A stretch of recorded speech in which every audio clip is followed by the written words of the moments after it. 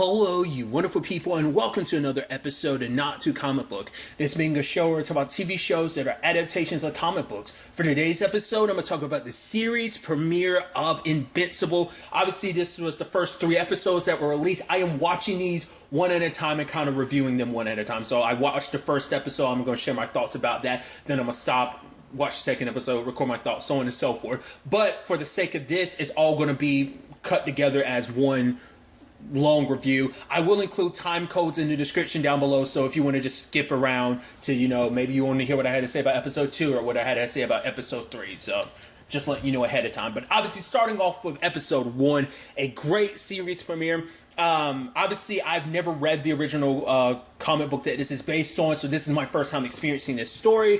And so it's really interesting. Obviously, like, we get our superhero, showdown. It's like these 2 bad guys, or like the Mueller twins, show up, which I love how the story starts off, because it starts off with a very human element of this dude talking about, basically, it seems like his stepson, he has this, they had a very complicated relationship. I even thought it was interesting that they had we have superhero, it's basically a protocol to basically, if in case a superhero situation goes down, did you get out of the way? It's so interesting to think that you have to, obviously, considering you live in a world with superheroes, you have to prepare for that type of stuff tactically, so it makes sense. I thought that was so interesting. But obviously the guy goes onto this whole thing about him and his stepson not being in a good place. It's you saw what he did to me before, but it's now he's faced all his demons, he dealt with drugs and stuff like that, and now he's in a better place, and we're going to go on this trip together. It was this very heartwarming moment. You're like, this is so crazy to start off a superhero show like this, but I guess that's kind of the point, just kind of, because this episode in particular adverts your expectations in many different words,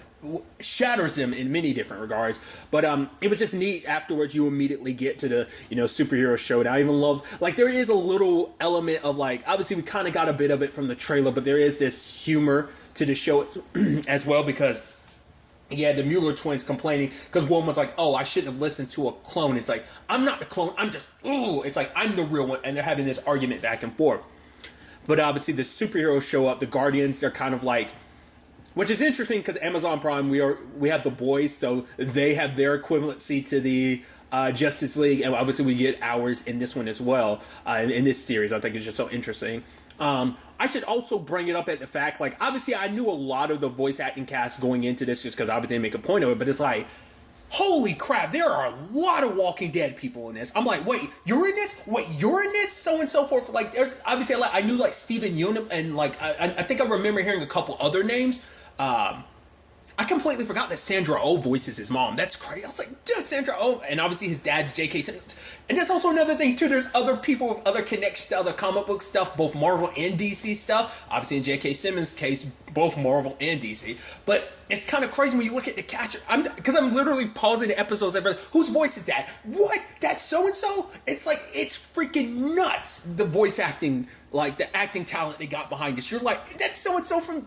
It's nuts. I'm lost my mind about it every time. I was just getting so giddy about it. I was that's so crazy. Like I said, it makes sense considering this is based on a Robert Kirkman comic book, so it makes sense that you get a lot of Walking Dead. I'm sure this under the Skybound umbrella as well, obviously. So it makes sense that you'd probably get a lot of talent from the Walking Dead and bring it over. It's just fascinating. But I also love that, Omni-Man's kind of their Superman equivalent, and, he kind of shows up at the last second helping, but he doesn't really do too much. It's mainly the Guardians kind of doing their thing, which I even love the speech to do, helping the people, and it's wait, and one guy throws up, he's if you do that, it's going to set off a chain, and other people start throwing up, he's and starts kind of almost throwing up himself. But it was interesting seeing them obviously save the day, and also, kick some serious ass. It's now, and them kind of working in conjunction with each other. I thought that was so fascinating. So, and obviously we immediately cut to Mark. We're Dad's handling stuff at the White House. It's I guess he's going to be late for dinner. And Mark's Mom, what's up with that? It's the White House. She's they literally rebuild that thing twice a year. Who cares?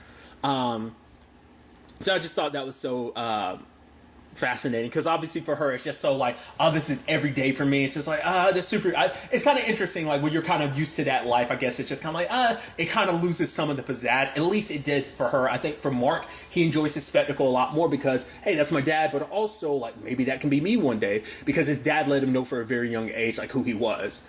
Which I think is kind of an interesting thing because of the timing and stuff like that. But just like Superman and Lois, just to kind of compare and contrast in a sense of like Clark waiting so long to tell his kids about who he really is. And obviously Mark has known, his dad's told him a long time ago, like when he was a kid, like obviously him being an alien from a different planet and my people are here.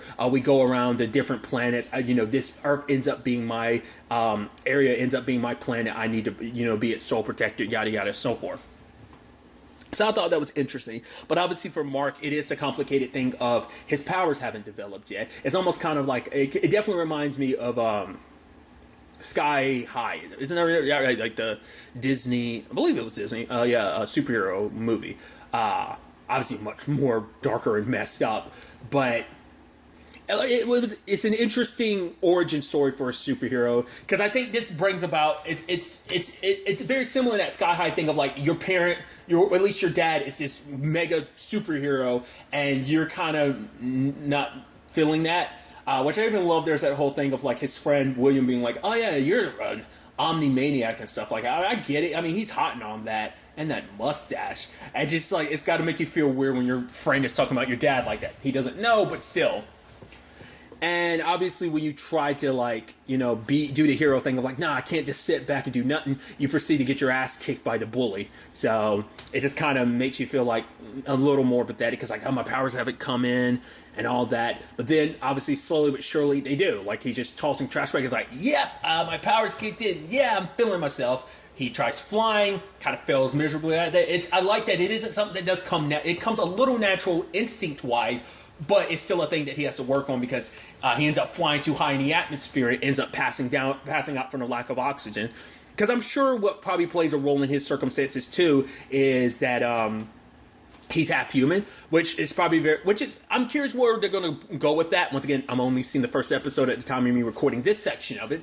But obviously, I'm breaking down like something like you make the Super Saiyan, you make the Saiyan comparison, like Gohan was the first one of the Saiyans to go Super Saiyan 2 because he had that potential. Because even though he's a half Saiyan, he still had a greater bound of potential than Goku did to a certain extent, at least at that point in the story. So I was wondering if that was kind of a similar thing in that. I'm wondering, is like, does Mark have like a bigger threshold power than his dad, or maybe he will always be a step weaker than his dad? Once again, you can make comparison contrastions to Superman and Lois. Not trying to, but I just think storyline wise, it's like, it makes you wonder where their storyline is going to end up with their powers in correlation to like Mark with his circumstances. Well, I don't know. It's just something interesting to think about.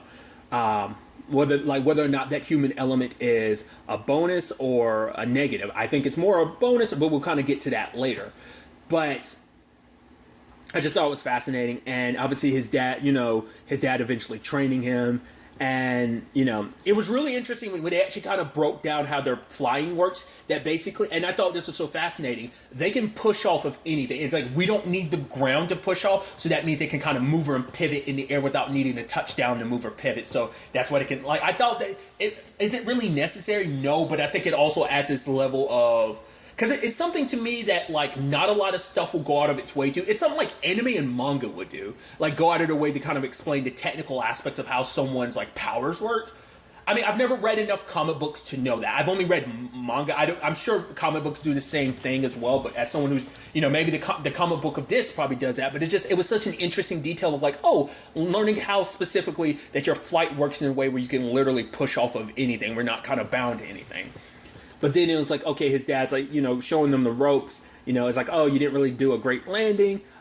Even the whole thing of kind of like, after a while, like flexing your muscles, it can tire you out flying. So relax and kind of glide a little bit. I was like, oh, that's so fascinating. Because that's almost like a Superman thing, too, in the sense of like, Superman doesn't, the whole thing, I mean, I'm sure it depends on the continuity, but some stuff, it's like, it's not necessarily that he flies, it's more like he glides to a certain extent. It's kind of what, some continuities kind of lean into that specifically. Earth's lower gravity and stuff like that. So it's not really flying. It's more like gliding at super fast speed. You push yourself off with such force that you're basically gliding at such, once again, it depends on the continuity.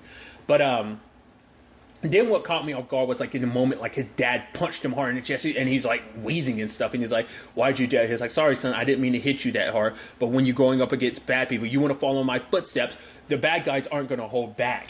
And in the moment, like obviously they come back home, like Mark is all messed up and everything, and then his mom's like, "What the hell happened?" He's like, "I pushed him. I pushed him as far as And she's like, "Maybe you pushed him too far." And then he gets pissed. He's like, basically like, "Who are you to tell me what to do in this circumstance?" She's like, "What's wrong with?" He's like, "I'm sorry." He's like, "I think, honestly, Mark not having any abilities at all would have honestly been the best way." And I think that's going to get to some stuff later on.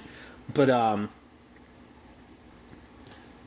it is a sad thing at school. Like, obviously, the bully confronts him again. He's like, "Go ahead, hit me." And the dude's hitting him. And it's like, because he wants to show that, "No, I'm tougher. I can take it," because he wants to prove himself so much, because he feels like inadequate compared to his dad. It's like, my dad is this all-powerful superhero, and me, what if I can't measure up, Obviously, like, he tries to run before he even learns how to crawl, in the sense that, like, obviously he does his vigilante thing. He takes down that bad guy during the bank robbery and stuff like that, which his dad is being like, "Well, you cause a lot more damage than necessary."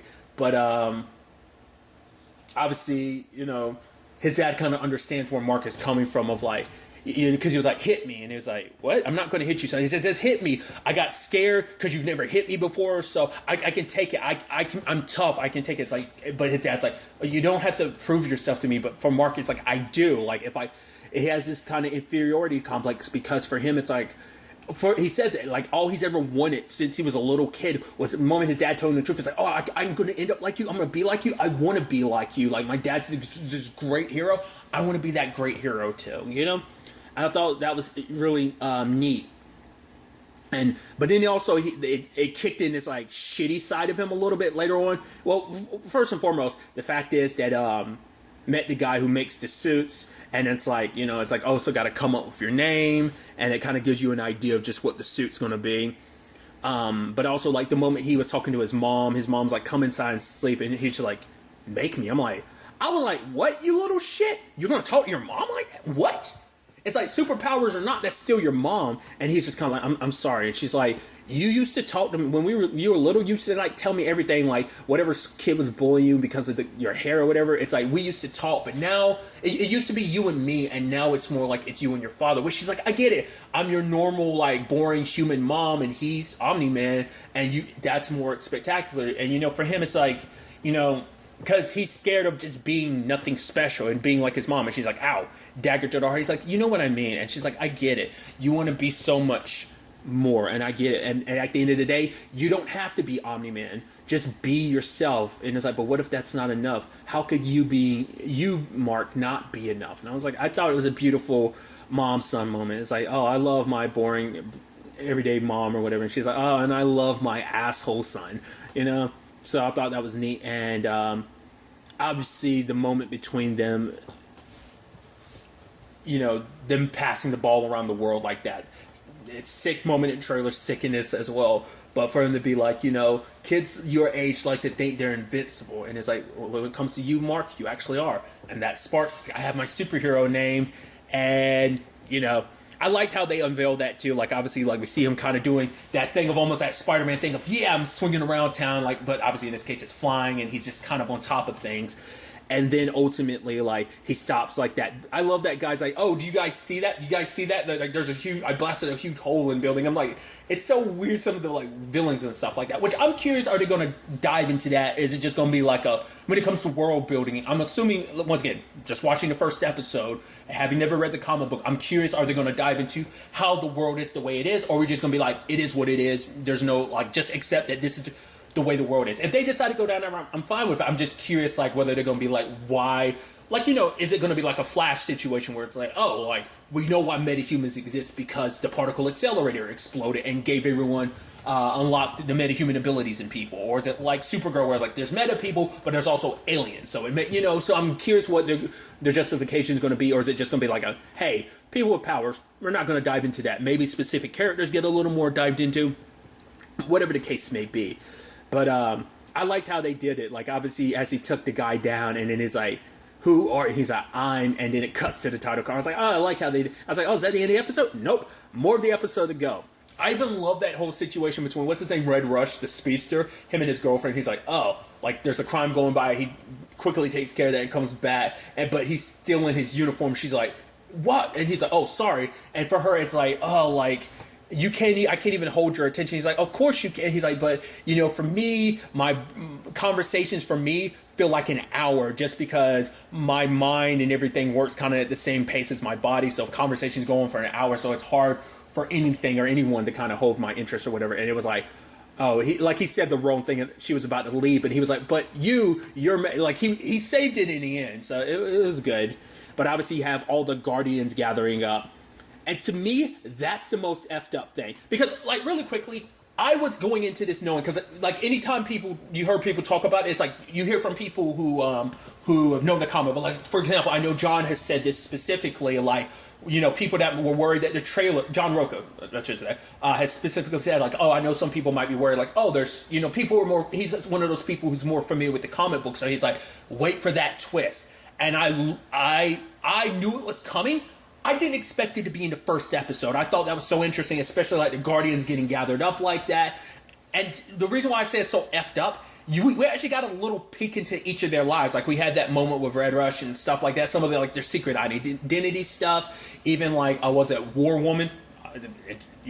Being like she wanted to do some project, but like the person wanted to kind of make a profit off of it, and it's like, no, it was supposed to be free. I'm not doing this for the shareholders. It's like, don't you do enough for the world? And then she was saying, and War Woman was like, none of us do, so it's like kind of got to go above and beyond. Like all that we do is not always enough, but regardless, the moment like they're all gathered, it's like, wait, why'd you call us? I didn't call us. Wait, then who did? And then in that moment, the speedster dude pushing, Immortal out of the way, I was like, yo! As Omni-Man comes out of nowhere, I was like, wait. I figured, obviously, he was connected to the twist. I just wasn't expecting it to be at the end of the episode. And I knew the show was gory, but holy shit, I was like, fuck. The entire time, that sequence, it's like, that is some gnarly shit, dude. Like, that's so sad because, like, especially the speedster dude, he was crushing his head, and, like, at the same time, speedster dude was punching. You even see his hands go limp because he's punching so fast and so hard that it's kind of like he's breaking his hands while he's doing it.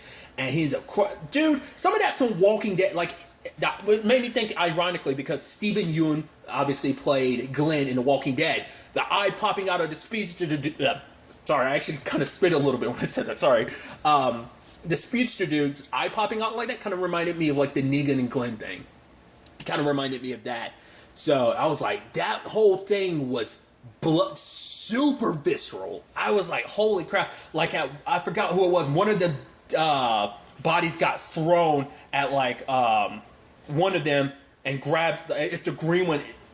She grabs the lifeless body, and then all of a sudden he comes over and punches his fist to her head. I was like, Jesus Christ. At one point he takes War Woman's mace and knocks the aquatic dude. It's like, it is just nasty what he did. Hell, speaking of Glenn, he kind of Negan'd was it Darkwing, like the way like he slammed him and then his head like busted. I was like, he's the one that the green beings like ended up grabbing. I was like, that sequence was nuts and disgusting. But what I also thought was interesting too is, despite how powerful Omni-Man is, even he wasn't like, it wasn't like, oh, this was a one-sided slaughter. It was a slaughter. He still got his ass handed to him. And I think that's interesting because it shows it's not like he's all powerful. That the fact is he can be toppled. It's just they weren't enough to do it. Like he just, he was able to kind of rip through all of them. It was just, especially War Queen snapped her neck, even like her body stumbling a little bit, and then like blood gushing from her mouth. It was like, Jesus, dude, this is nasty. And just at that moment, like, the final dude, Immortal, being like, why? And then just like one swiping hand, like Vampire Diaries style, knocked his head off. It was like, Jesus. And he passes out, and you're like, and then just ending the episode, no music at the end either. It's just like, nah, shit just got real. This is where it gets real. So my immediate thought is, what the story he told his son, once again, having just watched the first episode, I have not seen episode 2, I have not seen episode 3 at the time of me recording this review of episode 1. I'm assuming it's a situation of his people are actually here to invade, that they're not here to help, that they're here to lower people's defenses, their guards, to let them know, like, hey, like, he's like, we're here to be your sole protector. It's like, no, I'm here to be your sole destroyer. I'm supposed to wreck shop. I'm surprised. I guess he spent all this time lowering their defenses. Maybe it's a situation where he's actually kind of a sleeper agent. Maybe falling in love, having a son wasn't part of the planet. Maybe it was, because it seemed like he waited until, that's why it seemed like he said he was frustrated because Mark having powers now meant everything had to go now. So I don't know whether it's a thing of, I don't know. Like I said, I don't know whether like this was always a plan, whether he was a sleeper agent and that he was finally activated the moment Mark's powers kicked in, or whether he got communication from his people. But it seems like the whole point is to disarm people and then pretty much eradicate the planet. Once again, he doesn't seem unstoppable because he got his ass handed to him. He was beat up pretty bad. It's not like, oh, like none of that had any effect on him. It's like, nah, he passed out because they whooped his ass. Granted, he just whooped their asses even harder. Straight up killed them. So those are currently my thoughts. Once again, having just seen episode 1, obviously we're going to as you go through this review, you hear my thoughts potentially shift depending on what ends up getting unveiled in episode 2 and 3. But that is quite the damn stinger. That's quite the damn way to end off the first episode. Like I said, I knew the twist is coming. I didn't know necessarily what the twist was. I kind of got a feeling of, they kind of hint to it in the trailer. I just didn't expect them to go 0 to 60 at the end of the episode like that. They went super hard on that. I was like, holy crap. So I am very, very excited to dive into the next 2 episodes. So in episode 1, review ends here. And now moving on to future Michael with his review of episode 2. And now moving on to episode 2 of Invincible. A lot of really interesting things went down in this episode, so let's break it down. Obviously, picking up right where episode 1 left off, we have GPA, Global Protection Agency, showing up. And of course, it's like, I didn't even think in the first episode to think like, oh, they'd misread the situation. I mean, makes sense. He's beat up and he's laying on the ground. Makes you wonder, did he do that on purpose? Was it just like, man, they actually put up more of a fight than they thought they would? I didn't think I'd get my ass handed to me to this extent. Or was that to make it look legit, like, oh, we were all attacked? Like he was already preparing his cover story by letting them do some damage. Because the way he wrecked shop later in the episode, I mean, granted, it's different circumstances. You're just going up against aliens that aren't too tough, that you can pretty easily take out, and this is going up against a handful of superheroes. I'm wondering, like I said, did he plan that out and was like, oh, I'll take all this damage to make my story look legitimate? Or was it just that they were a lot tougher than he was kind of expecting? I'm curious. But nevertheless, obviously, it looks like, to them, it's like, oh, everyone else of the Guardians were attacked and killed, and it looks like Omni-Man is the only one that was alive. It seems interesting that they had a lot of technology. They were trying to do what they could to keep everyone alive. Like for Immortal, they put this thing on his body that kind of like made his body kind of twitch. It was like they were trying to keep it alive so that they could use their technology to try and bring them back. But later on, they kind of reveal like none of them survived. Omni-Man's the only one that did. Obviously breaking the news to Debbie and Mark. Because obviously, you know, Debbie woke up worried he hadn't come home. But it's like, oh, come on, Mom. Dad's most likely under a mountain again. But it seems like Cecil, the head of the GPA, it seems like there's some bad blood between him and Debbie. Because Debbie was about to go off on him. Because I guess it's like, you're the one that kind of like convinced my husband to kind of do the whole hero thing. Maybe it runs that deep, we don't know, but it seemed like there were some issues that she didn't really have time to really kind of go off on him like she wanted to, because it's like, yeah, the Guardians are dead, we're kind of keeping it hush hush because we can't let the world know, like, because to them it's like, oh, there's a number of supervillains that would want the Guardians and Omni-Man dead, so we have to find out who did this. So,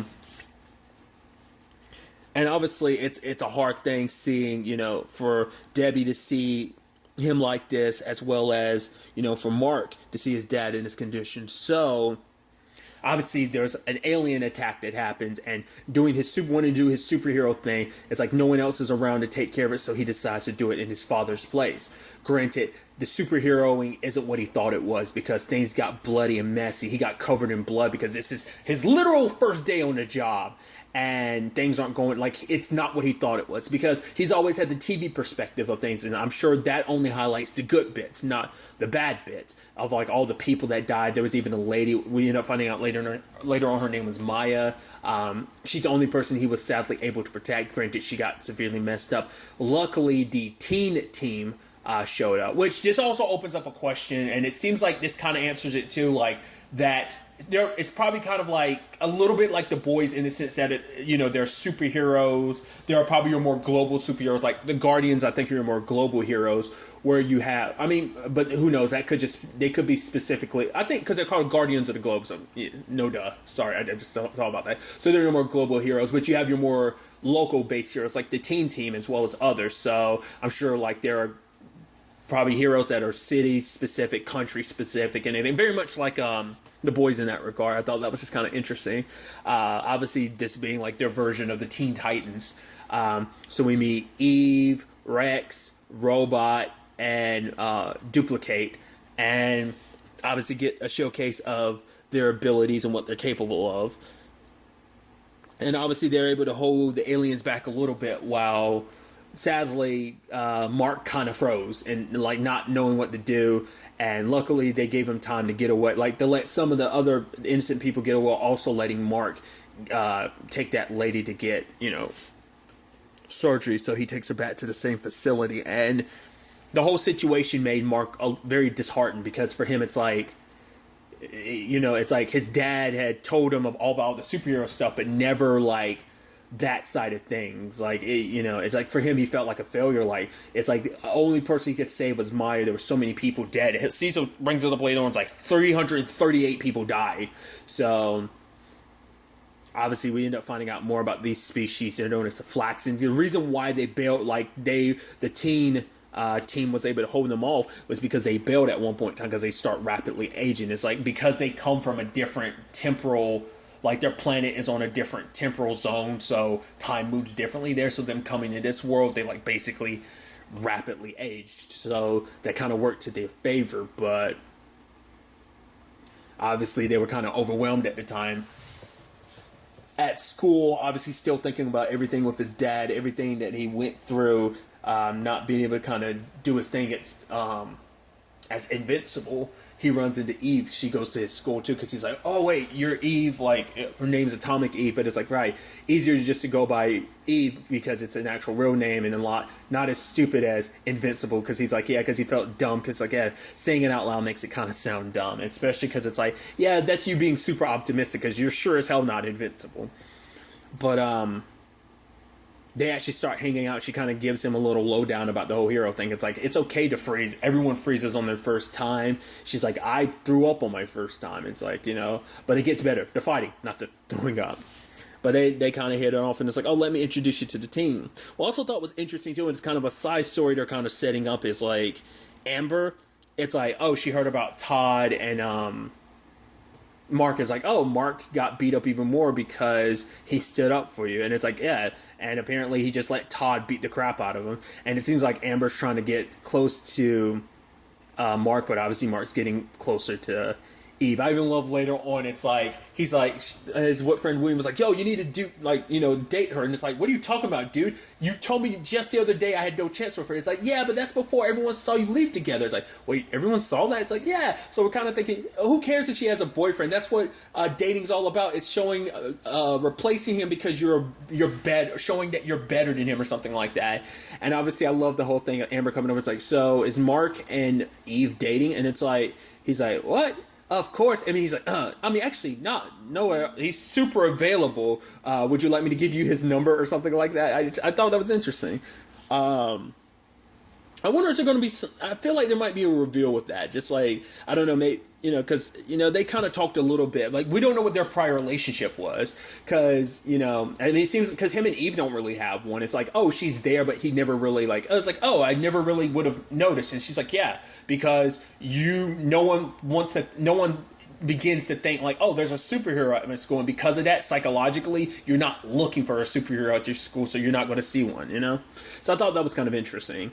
I mean, I think, once again, it kind of follows in that. Once again, I'm going to keep making comparisons to other superheroes. I do apologize. But I think it's kind of like the Clark Kent thing. If you make yourself invisible and kind of unassuming, like Clark Kent, most people won't be like, you look like Superman, but it's like, you're too much of a loser to be Superman. That's kind of the whole reason behind the whole Clark Kent identity. But I think it's kind of a similar vein. But obviously, Invincible meets the rest of the team. Turns out, like, oh, Eve and Rex are dating. Rex is kind of a D-bag, being like, oh, yeah, oh, you know, they're like, oh, thanks for your help. Oh, even though we were the ones that actually did all the work, it's like, actually, they aged out and died. It's like, I'm still counting that as a win for us, so... I even love the whole thing of when he's talking to Duplicate, like, so, which one do I look at when I'm talking to you? Which that was interesting, too. Like, I'm surprised there's no, like, bad effect of having to do that. Like, literally, I mean, that's got to mess with you on some psychological level, seeing, like, maybe you kind of get over it, I don't know. Seeing, like, copies of yourself die, that can't be the easiest thing to see. But I also thought it was kind of interesting, is, like, it has no ramification against her. It's not like she makes a clone of herself, a duplicate of herself, and it's just like, it dies, it's whatever, and just kind of move on. She actually kind of uses them kind of as meat shields to a certain extent, which is kind of, I mean, it's actually interesting because, like, once again, comparing the other things, just, I don't know, just pulling from my nerdy knowledge, it kind of reminds me a little bit of, like, Naruto's shadow clones to a certain extent. Obviously, a lot more visceral and real. I mean, to be fair, that's shadow clones are different from just the clone jutsu in general. Regardless, I'm going on a tangent. It's just like obviously you can see, like, her clones get, like, blown up and head exploded from, like, shots and stuff. Sadly, the Flaxens show up again, and they get ready to fight them. Obviously, their technology's advanced. They've even modified it so that they're not affected by the aging. And obviously, everyone's doing their thing, but everyone still kind of gets their asses handed to them until Eve was about to get hurt, and Mark snapped and went, like, as Rex said, full psycho, and started beating the shit out of, like, the commanding leader. Which I think that in itself kind of might speak more about maybe their people, like, maybe their power is fueled by their rage. Like, once they kind of give into their rage, it might be kind of like a Hulk situation. The angrier you get, the stronger you get. But it seems like, I think maybe in Mark's case, once again, I brought it up last episode about, like, maybe his human side gives him strength in the sense that it keeps him balanced because he has that humanity. Because maybe his dad being full Vitrum, I'm already forgetting their species, but, like, being full blown what they are, maybe it makes you a little less. It kind of makes you just have that God situation. You have that God complex where it's like maybe he's just faking being like a normal human, at least having some form of emotion. So maybe that's what's kind of going on there. Like, so Mark doesn't get completely consumed by it because of his human side. I don't know. Like I said, maybe it's something just in his alien DNA, but it's like Rex being like, oh, you actually, I mean, he's like, and I take back a lot of what all the stuff I said. And he's like, I said a lot. He's like, yeah, but don't turn that against me at any point in time. It's like, no, you go ahead and we'll clean up this scene, asshole. I also love that the actor who voices Rex really quickly, like, once again, just like, oh, it's crazy. Because Eve is voiced by, I'm going to remember. Gillian Jacobs from Community, Love, but the actor who played Derek in The Good Place, that's the actor who voices Rex. I was like, it fits so well, dude. Oh, it's so good. Regardless, tangents and all that aside, the actress who I need to look more into, the actress who voices Duplicate. I need to look into, because I feel like I've seen her before. When I saw her picture, I was like, and her name seems somewhat familiar. Also, Robot is voiced by Zachary Quinto. I didn't go into all the voice. Well, like I said, it was like a lot of Walking Dead actors in that first episode. It's crazy. The actor Ross, who plays Aaron in The Walking Dead, he voiced a lot of characters in that first episode. It's like, oh, I didn't know you voiced this character. Oh, you voiced this character. It's a whole thing. So that was just kind of interesting in its own right. But obviously, Mark ends up finding out, oh, his dad's awake, everything works out. Now, what was really interesting, though, it's like his dad just, the moment, like, Mark finds out about, Maya, she didn't make it. It's like, no, they said she was going to make a full recovery. Not unless they were mistaken or just complications arose, or maybe there's something deeper, darker there. Maybe not. But his dad was like, it just comes with a job. His dad was just so nonchalant about it. It's like, that was very callous of him, because it's like, yeah, it's your son's first time. Once again, I mean, I'm saying that, it's like, I feel like you want to at least pretend like you give a shit. But it's like, nah, I mean, we know you don't. You literally ripped through a group of superheroes like they were nothing, and you just never explained yourself, you just slaughtered them. So it's like, it's not that crazy, but it's just like, I would think you want to keep up appearances around Mark and your wife. She's definitely picking up on things not being right, because it's like, I want my clothes back. I don't care what you got to do with them. They're classified. Give them to me now. It's like, Jesus. All right. And the lady didn't say anything, but I'm sure she's thinking in the back of her mind. I was like, okay, asshole, I get it. You're a superhero and everything. You want your stuff, but damn. Like, that's also the thing, too. I guess he was worried if they had his costume, they might trace, like, some of the DNA from, some of the people back then, like maybe like some of the cloth from, like, maybe he didn't want them to have his suit long enough that they could test it or whatever.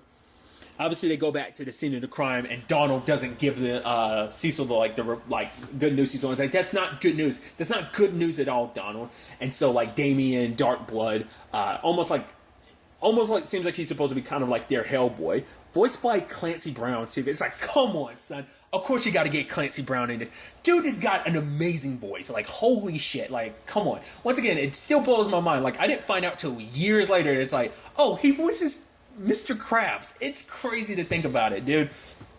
But when you think about it, when you listen to it, you're like, oh yeah, that's Clancy Brown, all right. Dude, he has such a distinct voice, dude. I love it. So it's just like, holy crap. And he's investigating everything, and by touching the blood, he's kind of reliving the scene. And it's like, well, how does he do that? It's like, I don't know, demon magic or something like that, you know?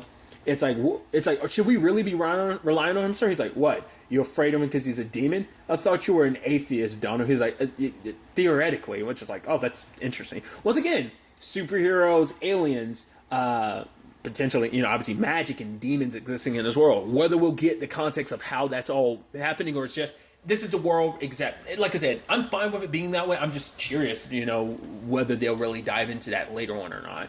But then we also get Alan the Alien, who's voiced by Seth Rogen, of course. I love it. I love, because it's like, yep, he's back, and it's like, whoa, my husband just got out of the hospital, you want to send him right back in? It's like, no, I can take care of this guy. But it's like, you know, Mark is like, no, I'll take care of it. It's like, all right.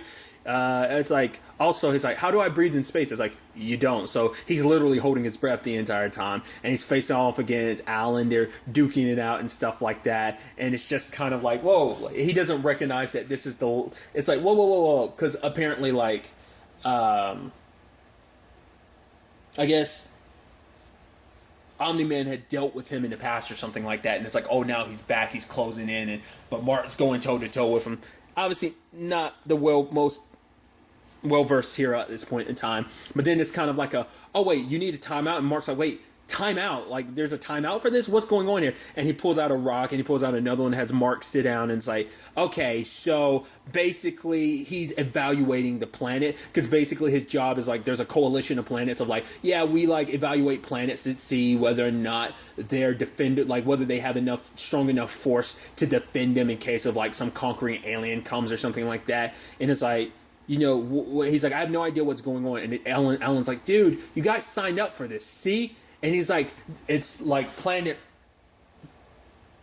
what was it, Earth, because it's with the U. And he's like, no, this is planet Earth. He's like, oh, is that with the E? Not with the U? And it's like, yes. And it's like, oh man, I hope I don't get fired. Man, this is a big screw up. He's like, all right, well, I'll be seeing you around Invincible. And it's like, that's interesting. Made a new alien buddy, so I'm assuming we're going to get more of Alan in the future at some point. I just love, that was just like so random in the middle. That was like just kind of like a random, it just felt like, I wonder, are we going to get like random shenanigans like that? Because obviously the Flaxons are like the main threat of the episode, but I'm wondering, are we going to get more like random bits like that with him? I just thought that was so interesting. That was just like smack dab in the middle. That has to be like future setup for something. But obviously the Flaxons are back in full force, and obviously they're back in more advanced technology, maybe even more well prepared this time, and end up kind of taking the teams down, and even Mark gets toppled by the commander, and then all of a sudden Omni-Man shows up and wrecks stuff, and they're shooting at him, does nothing. He's like, my turn. completely wrecks them. They're all retreating. He goes through the portal. Mark screaming out, "Dad!" And they're all turning. Wait, Omni-Man's your dad? Nice time to kind of drop that bomb on him. And obviously Mark's scared, but at first his mom is like, who cares? She's like, what? It's like, your dad going through a portal. It's just another Tuesday. He'll be fine. You know, him kind of being hurt the way he did, it had me worried because he's never been that badly hurt before. But knowing that it's just against regular aliens, it's like, oh, he's most likely breaking things down and telling them why they shouldn't come back. And I love we hard cut to him eviscerating them. And he says a line, and I love this line, "Earth is not yours to conquer." Which is like, once again, I think he's setting it up for his people to conquer. That's my running theory, and that just kind of solidified it even more because he made a point, not yours to conquer. And that's also what I was talking about earlier too. Like, it seemed like, was he holding back against the Guardians, like I said, just to make it look more legitimate that he got beat up? That was his cover story? Or was it just that they were that tough and these aliens are that much of a pushover? Once again, Mark doesn't have full control, isn't the full-blown superhero because his dad's been at it for a while. Plus, I don't think he's nearly as strong as his dad. But, like, he just, like, wrecked shop, like, sonic booming, like, through buildings, blowing the place up. Then you see the beard. I'm like, whoa, how did that? I was like, right. Time works differently there. And then he immediately has, like, this huge rock that I'm like, oh, he kind of almost does a Namek of, like, drop. Well, it was actually kind of Namek slash Age of Ultron dropping, like, you know, the whole,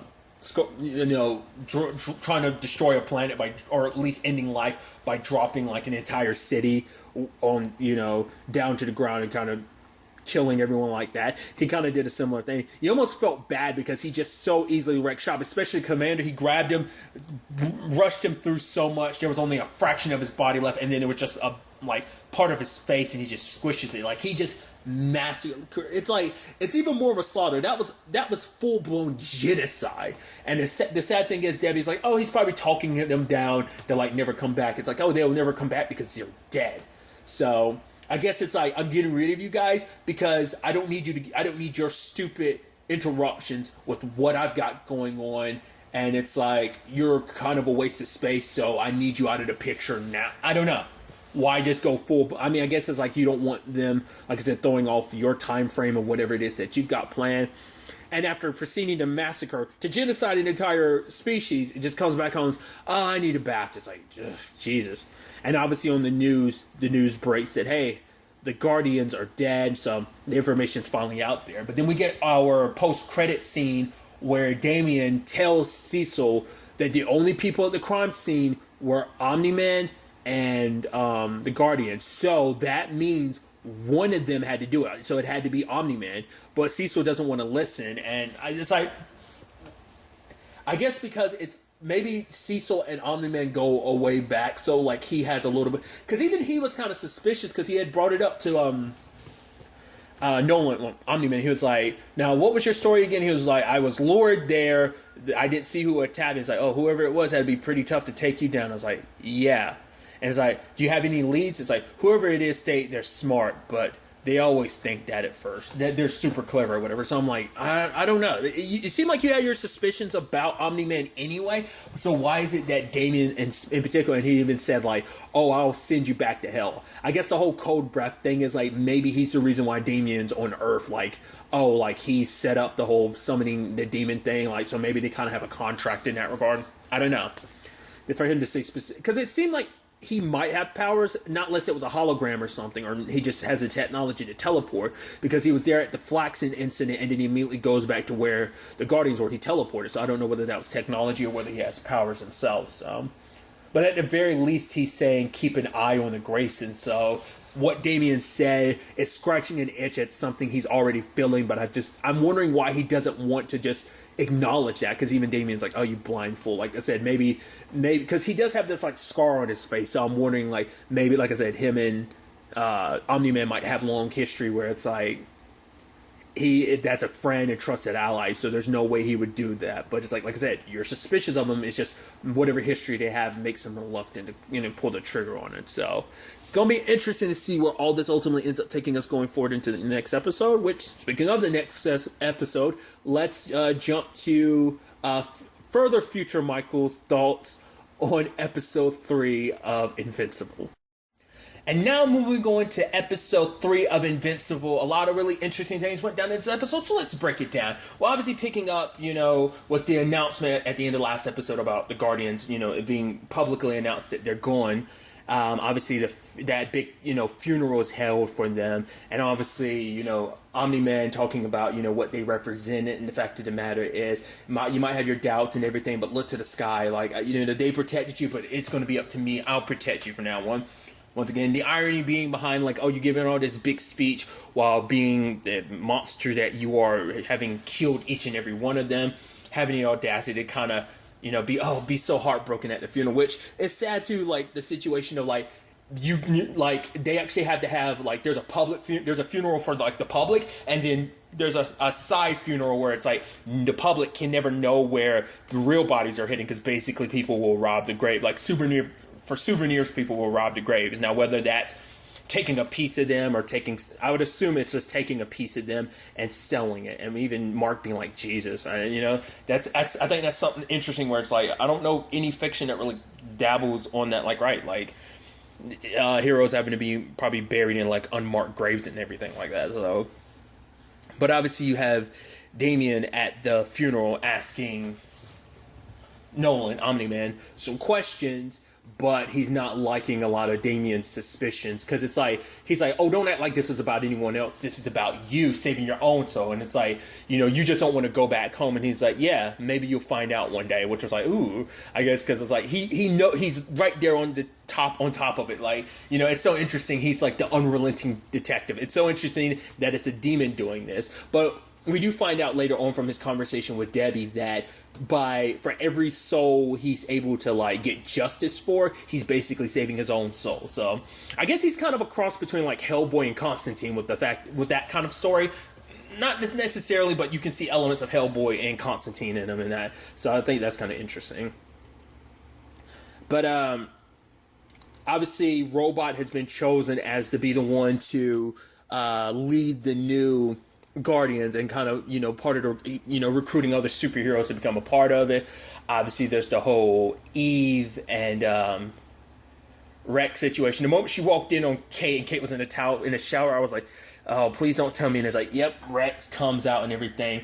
And then even, it's just like, because Kate was like, no, he told me you guys broke up, that you were with Invincible. And she was like, wait, what? And he was like, yeah, isn't it true? She's like, no, it's like, that's the effed up thing. It's not, yeah, there might be something there, but nothing's happened between her and Invincible. And it's sad that, and it was interesting, that line where he was like, oh, come on, like, none of this meant anything. Like, none of them were even the real Kate. And she's like, we are all the real Kate, which is like, once again, that's why I'm like, I'm surprised there's not, like, some psychological damage, because, like, it's not like you're just, so these aren't just, like, fake clones. These are, like, real versions of you. It's like each one of you is your own living person. Once again, sadly, some of you kind of get used as cannon fodder.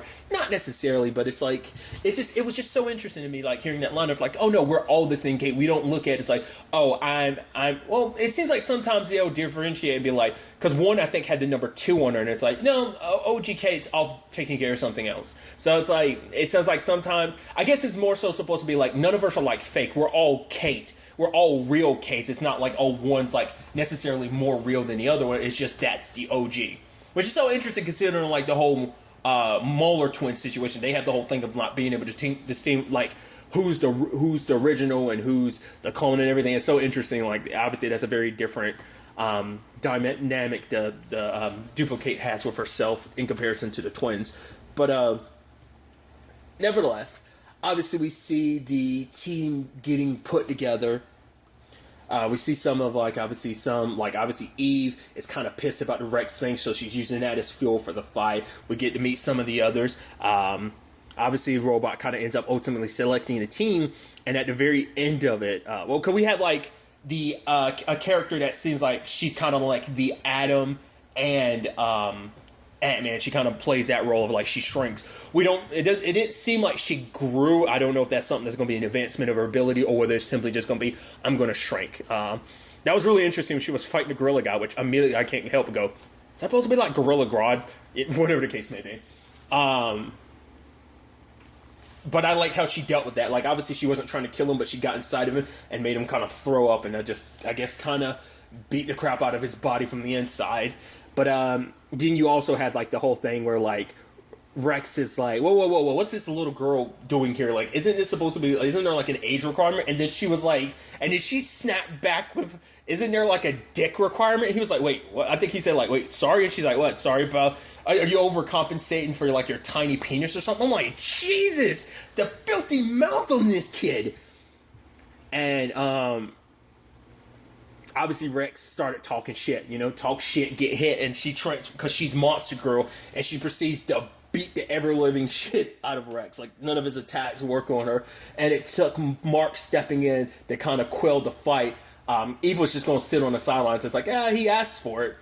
And I love that someone went, oh my God, Invincible hit a little girl. And he's like, oh shit. He's like, I'm so sorry. She's like, nah, it's good. She's like, it was my fault. I kind of go rawr a little bit when the whole little kid comment comes up. She's like, I'm sorry. I'm sure your package is totally fine. He's like, nah, I'm good. We're good. And he just walks over. He's like, motherfucker. And then he's up there like, and it's like, oh, Rex will be a part of the team once he recovers. He's like, I'm gonna shit blood. I just love that.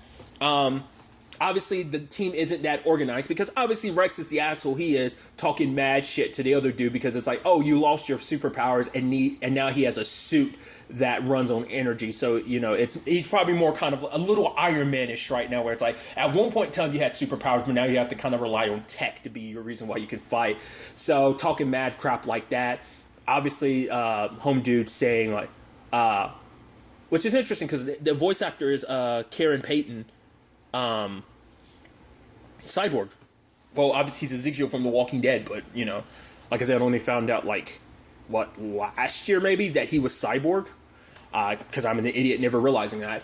Side note, that's what I just thought was kind of interesting in that regard, just technology based and stuff like that. But he's the one that I think, what's the character's name, like Black Samson or something like that, and he tells that Robot can't be the leader, and it's like, well, I have the most experience. He actually says that he was kind of with the Guardians at one point. I've been with the Guardians since day one. You guys, you were part of a team, and it's like, yeah, you were able to, deal with some like low-key stuff. It's like, oh, it's kind of disrespectful considering they played their part in stopping the Flaxens and stuff like that, but still. I get where the whole, obviously it's like kind of like, oh, you guys are junior league, and obviously the team, it's supposed to all be about teamwork, but it's like until Robot figures that out, it's like, yeah, I'm out of here. And so obviously we learned an interesting thing about Monster Girl, that for her it's like, I can't do the whole three times of training a day, because every time I use my powers, there's a curse to it that it makes me younger and younger. So unless you want me to, if you want to get to the position where you change my diaper, then you don't want to have me training all that often, which is interesting because we haven't really come across that so far, where there's kind of like backlash to people's powers. We kind of get to that a little bit this episode, but other than her, but I just thought that was kind of fascinating. And also to know that it's a curse that created her powers, I think is kind of interesting, because we haven't really gotten to the ins and outs. Like, obviously we know with Mark, obviously we know it's because his dad's an alien, that's where their powers come from and stuff, but it's just interesting knowing the ins and outs of like how someone else got their powers, her case being like a curse or whatever. But then also she's like, yeah, I'm actually 24, I might not look it. And also it's like, it makes a dating life pretty hard, because anyone that's into me is either going through puberty themselves, or there's someone on the opposite end of that spectrum. So it's just like, oh, which I thought was interesting. Robot was trying to say, like, obviously he understands the whole thing of like people not being able to see you for what you really are, and they only kind of see you for what's on the outside and not what's on the inside. And she's like, how can you understand you're a robot? Which I was like, oh, that's mad disrespectful, because I guess it's just kind of like, oh, you're a robot, you're a machine, you don't really know like the complexities of humans. At first I was wondering, is like, were they setting it up to be a thing of like, oh, actually, like, he was a human at one point in time before he became a robot? Like, I was wondering if it's kind of like a Robot Man from Doom Patrol type of situation, like maybe he's a human brain inside of a robot body. I was wondering if it was something of that nature. They didn't really go into it, but the fact that he said that I thought was kind of interesting. What's also complicated is that Eve doesn't want to be on the same team as Rex and Kate. She said, I just can't. So that's got to be figured out as well. Obviously she ends up confiding in Mark about everything. It's like, I didn't want to say anything while you two were dating. The guy's kind of an asshole. And she's like, he didn't used to be, but yeah, so there's that. And obviously a big part of this episode is also balancing act. Like, he brings that Omni-Man kind of brings it up earlier in the episode of like, you're just going to have to balance like carrying all the superhero stuff, but when you get home, you leave it at the door. You got to like that balancing act, and just don't bring it home. Because immediately the moment it got back home from the funeral, his dad was like, want me to go run to that particular place to go to get a pizza or whatever. And then, Debbie's like, how about we just order it, in for tonight? And obviously it's just kind of like, it's his dad just kind of acting like nothing's the issue. And the problem, it's like, and even, Mark is kind of snapping at his mom a little bit, being like, it's like, what? Am I supposed to just like go, like pretend like everything's okay, just live like a normal life or something like that? After what they experienced today. But even Debbie calls Nolan out for like, well, what are you telling Mark to just kind of not feel anything considering everything? And what's up with you wanting to just order a pizza like this? It's like, yeah, but it's just kind of like that's what I'm bringing up. Like, you're supposed to be putting up this front of like, why? It's so interesting that you're letting your mask crack. You would, like I said, I think you would just kind of double down on making an effort to seem more human. But once again, maybe that's just so impossible for him, being one of the strongest beings, if not the strongest being on the planet. Like, for him to like, I don't know. It just seems so interesting that you have such a hard time like keeping that cover anymore. I don't know. We don't know the ins and outs of what their relationship was like before. Maybe a lot of this was already there, but the fact is that Debbie's calling him out. Seems like a lot of this behavior is recent, like killing the Guardians. It's set like stuff is moving faster than he was kind of expecting, or maybe just like he wasn't expecting things to get to this point. He's hoping they wouldn't. Who knows? We're still kind of unclear on, I've thrown out my thoughts about his motives, but we're still unclear at this point in the story about what his motives are. But other than that, obviously, because like I think she was telling Mark just to like hang out with his friends or something. It's like, I can't just have a like normal conversation with people after what we experienced. And he ends up calling up Amber, and she's like, oh, like obviously he's acting nervous and stuff like that. But it's like, oh, study date and everything, and he even has William helping him out and stuff like that, getting rid of all this stuff. It's like, oh, here's this. This stuff is gonna, this is all the stuff that she's interested in, which Mark's like, how do you know? He's like, all right, I asked around school to kind of know. So trying to like lay the groundwork for his buddies. I thought that was nice, just being a wingman. Sadly, partway through, like, Amber being there, the phone kept ringing, and then all of a sudden Cecil pops up. And like, once again, I don't know his deal, whether that's like a projection or teleportation or what. Like, it's like, oh, I didn't know she was going to, I didn't know when she was finally going to leave. I have a little bit at one point in time, he's like, don't worry, she hasn't even flushed yet. It's like, what? Why are you even telling that information like that? But it's like, obviously, do you want to be a superhero or not? If so, you got to answer the goddamn phone when I call. So you got to jump on things immediately as soon as possible. Obviously, they're dealing with a supervillain named Dr. Seismic, which is interesting. Like, obviously, they dealt with the alien invasion last episode. Now they're dealing with a straight-up supervillain. It's interesting. He basically is able to call, like, he has these gloves that cause seismic activity, but using it takes its toll on his brain. Once again, I keep doing that, I'm sorry, but it just examples kind of pop in my head, make me think of other things. It kind of reminds me, I don't know if she's like this in a comic book, but just on Agents of S.H.I.E.L.D., it kind of reminds me of Daisy. Anytime she would use her powers, if she didn't have the proper gloves, and initially it would reverb back and break her bones. It kind of reminded me of that. Nevertheless, but there you go, toe to toe with him. He's like, it's interesting too, because for him, it's like, look at you guys bowing down to these guys. They were slave owners, and he's basically saying like, I'll give you someone else to worship. I'll reign in this new world. And obviously, it's like, I will emancipate you of your life. Which Mark is like, okay, like I know I haven't figured. I'm still figuring out the one-liner thing, but he's like, that was bad. And then I forgot what Mark's was, but he threw one out, and it's like, nah, that was not good either. And it's like, it was interesting too. Like, once again, the little tiny blips of like comedy they throw in there, where it's like, when Dr. Seismic was like telling Eve, is like, you should be on my side. I mean, come on, look at what they're making you wear. I mean, talk about placing her in basically like the costume is very representative of, gender roles. And it's like, she's like, I thought you were like a doctor of like seismology. And he says that he has like a minors in like women's studies and African dance, but he's like, beside not ignoring the politics, and kind of proceeds to fight them. Obviously causing a lot of destruction. Obviously the seismic waves kind of leading to like the volcanoes below and everything. So I thought that was an interesting supervillain. And it's like, obviously it's like, oh, we got to destroy his gloves. It's like, well, they're not really gloves. They're more like bracelets. It's like, hey, you're wearing like seismic braces or something like that.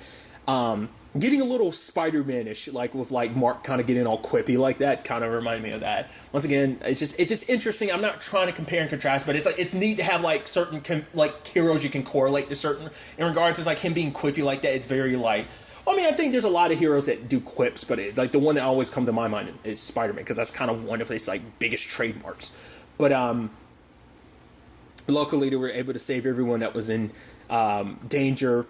There was even a situation of during the fight between him and Eve, and Dr. Seismic ends up kind of falling, and luckily Eve's able to grab him.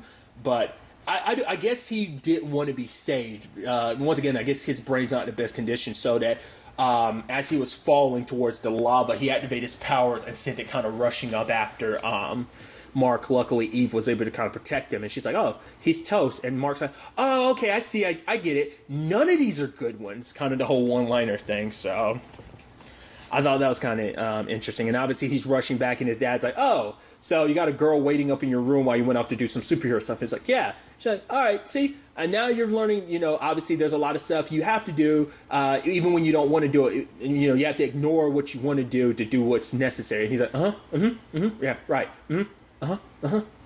He's like, also, son, you might want to change your suit. He's like, right.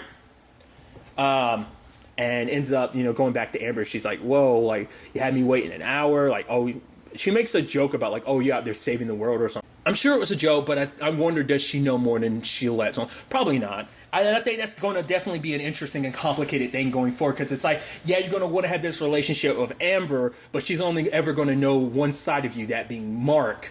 And, you're going to have to balance that with your whole superhero persona, which is complicated because obviously he has a thing for Eve, but it's like, and the thing is with Eve, she can know both sides of you. She can know Mark, and she can know Invincible. Like, you can share all sides of yourself with her. Can't do that with Amber, and that's going to be the complicated thing of this relationship, I think. Obviously, like, Rex tried to apologize. He's like, I don't know why I messed things up, but just give me one more chance. I love you. She's like, I know, but he's like, I just give me like just one more chance. And she's like, sorry, good luck with the team, Rex. So I don't know whether it's like the new team. Either she decided like, hey, I can't be a part of it. It's Rex and Kate are going to be a part of it, or that's I don't think, because I was about to say, I wonder, is it insinuating that he got transferred to a new team? I think it's probably like she decided she can't be a part of the Guardians if either one of them is a part of it. So we'll see if things kind of change on that front. Obviously, there's a whole thing of like, they wanted Mark to kind of join, even Robot being like, I think you underestimate yourself, Invincible. But for him, he wants to kind of do what his dad is like. My dad wants to train me. Obviously, Caesar had brought it up early in the episode. Like, they've tried for decades to get Omni-Man to like join up the Guardians, but he's always kind of just never taken orders from them, and has just kind of done his own thing. So, and it seems like to a certain extent Mark might follow in that same vein. We'll ultimately have to wait and see kind of on that front. But obviously, like, Eve had came and saw Mark with Amber, and it's like, oh, good for you. At least like, at least somebody's, having an okay relationship. Things are working out for them. Which is kind of sad, because you can tell she's kind of into Mark, and obviously he's into her, but it's just, I think it's one of those things where it will eventually play. Like, I hope it doesn't, well, it's sadly being in a relationship, like, at least with Omni-Man, and Debbie, Debbie knows. So either you're going to entrust Amber with this knowledge about what your whole situation is, but also it's also like you're probably going to have to put her in danger, because now she's going to know your secret identity and everything. So I think that's obviously going to be a conversation later in the show about whether or not like you're willing to open up to all aspects of yourself to her in that regard. So we'll see. But another avenue in this episode is the whole situation with the Muellers breaking out. and them getting help, I immediately was like, oh, it's got to be Omni-Man. And then when it's all said and done, because one of the Muellers sacrifices the other, it's like, oh, I'd mourn you, brother, but I'm just going to make another clone of you soon enough. So that one ends up getting away. And then we find out the one responsible for it was Robot. And it's like, oh, don't worry, I'm doing what's necessary to keep the team in line. So I'm like, okay. So initially I was like, my first gut reaction was like, wow, is there literally no one that's not Two-Face? Because I was like, is this connected to the Omni-Man thing, or is like Robot his own like Two-Face situation? But then I was like, maybe that's the case. But another thought I had is, in his own twisted way, this might actually be him trying to help, because it's unclear. It seems like him and Cecil are having a similar yet different conversation. So either, because I think the way, like, I'm assuming the way Cecil walked in there and was asking about the new team and everything, I don't think he knows that what Robot was just doing. I could be wrong, but from what I was reading in that situation, it seemed like he doesn't know. And my thought is that he's doing a very effed up thing of he's letting go of these villains so that the team can work together. He's giving them an enemy to fight so that the team work, like he's creating a situation that they can solve, and that will build, great teamwork. I think that might be his justification for it. Like I said, he has, it's like, doing some wrong for the greater good, because it's like, if I'm able to build up this team and build up this teamwork, the good we could do together kind of overshadows the bad I had to do, the kind of, the situation I had to create for this to happen. I am, like I said, that's one possibility. The other possibility is he's just straight up evil. Once again, the way he was talking to Monster Girl about there being more to him, we'll see, what ends up becoming of that. But the stinger of this episode dealt with Damien coming to Debbie, and it's like, oh, like, for him, it's like certain aspects of this don't make sense. 7 dead, your husband being the only survivor. And obviously, I brought up earlier, like, he explained to Debbie his circumstances of, like, everyone he gets justice for, he's saving his own soul. So he admits, like, but it's like, wait, me and your husband already had a conversation. Did he not say anything about that? It's like, no. So it's like, even he's like, you might be the biggest piece to this puzzle. So, and I think, without really saying too much, I think in that moment, it hits Debbie in the regard of, like, she kind of gets the feeling like, he kind of gets the feeling like she knows a lot more than she might be 100% realizing. But even interestingly enough, like, obviously, Nolan comes and says, oh, who are you talking to? She's like, oh, no one, it's fine. And the fact is she quickly changes the subject. It's like, because even she's noticed, like, her husband being different lately. But we do see that Nolan feels the cold breath in the air knowing it was Damien. So it's like, all right, the fact is this happened and my wife didn't tell me what was up. Okay, what's going on here? So that's definitely going to be interesting to see where all of that takes us. I'm really interested to see where the next episode takes us. Obviously, going forward next week, I believe we are doing week-to-week episodes, so I'm totally fine with that. But I'm really interested to see where the next episode ends up taking us with all of this. But really, that's all I want to talk about. Till the next time we meet, be happy, be safe, live life to the fullest, and enjoy it. Good day, and goodbye.